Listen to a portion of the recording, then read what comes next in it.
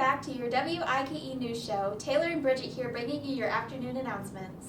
Upcoming school breaks. Students will have no school on Monday, January 17th in observance of Martin Luther King Jr. Day, while teachers will have a professional development day.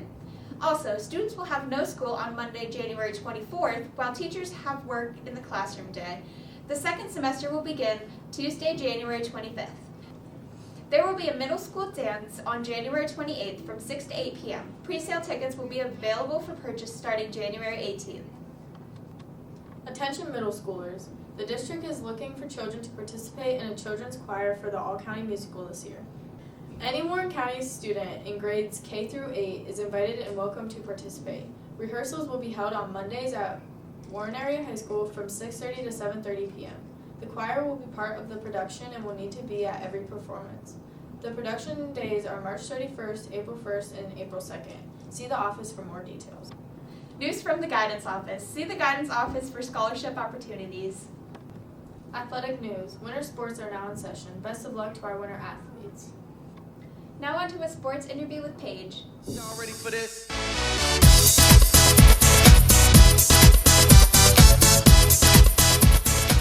I'm here with Kale Black from the wrestling team who just made his 100 wins, and I'm going to ask him a few questions. What does 100 wins mean to you?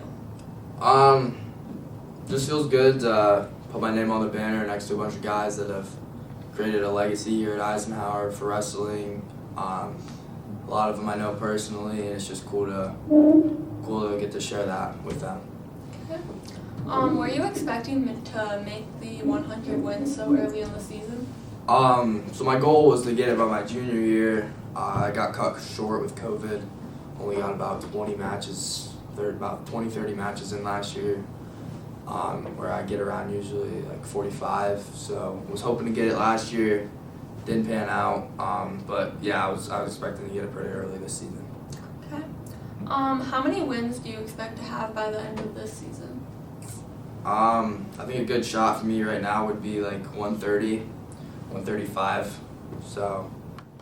How do you prepare for your matches?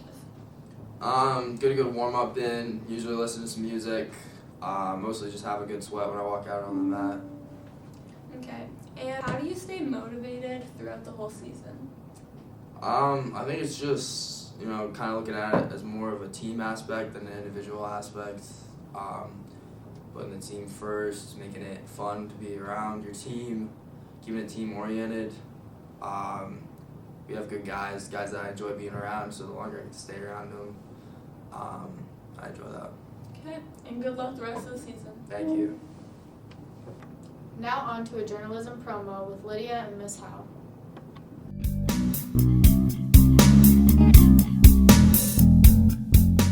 Here with the journalism advisor, Miss Howe, and with scheduling coming up, we thought it would be a good idea to give you more information about what journalism is all about.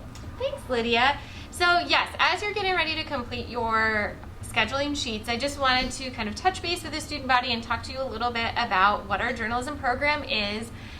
This option is available as an elective for students in grades 10 through 12, although if there are any upcoming 9th graders, current 8th graders who are interested in taking it, you could speak to me about it and we can make exceptions for 9th graders to join if they have an interest and if their grades reflect that they could potentially do well.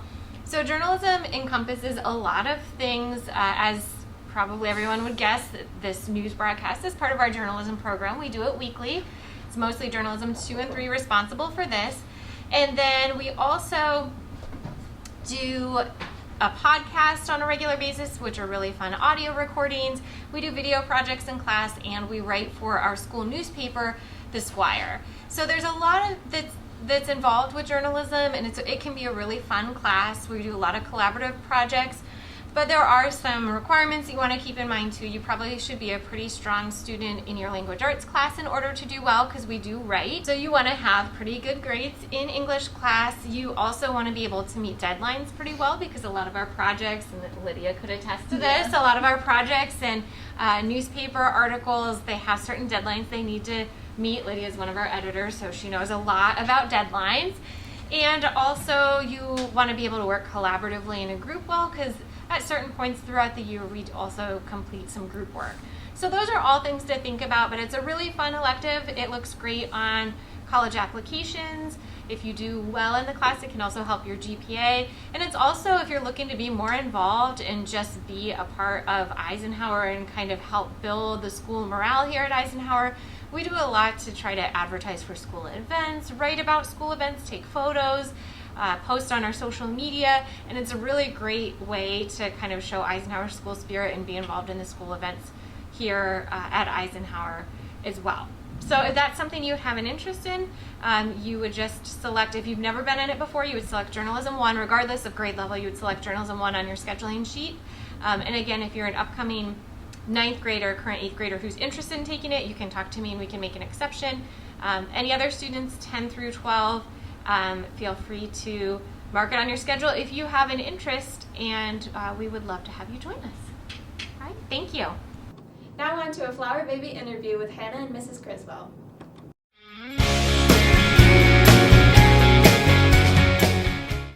I'm here with Mrs. Criswell, and I'm here to talk about the Flower Baby Project. What exactly is the Flower Baby Project? So in my parenting class, for 5 school days, students carry around a 5-pound bag of flour that is camouflaged as a baby.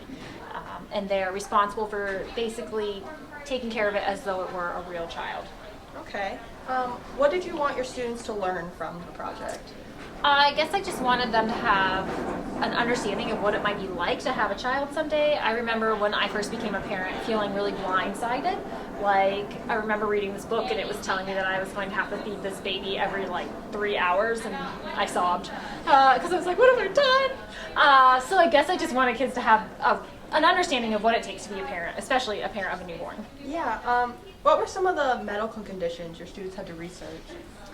Oh, so we do a little activity during the week where students are, every baby is diagnosed with a common illness, and that's what we went with, common illnesses, things that parents really find. Ear infections, for instance, a lot of kids get ear infections.